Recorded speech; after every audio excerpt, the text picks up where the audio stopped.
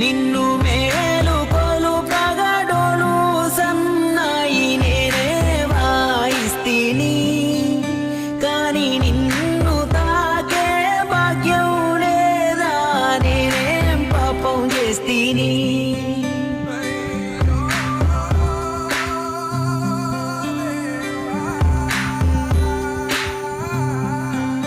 నువ్వు నడిచేప్పుడు నీ పాదాలు కందకుండా చేశాను నీకు చెప్పులు, నా పాదాలనే నీ గుళ్ళున మోప నీవు ఏంటయ్యా నా తప్పులు సింగారించా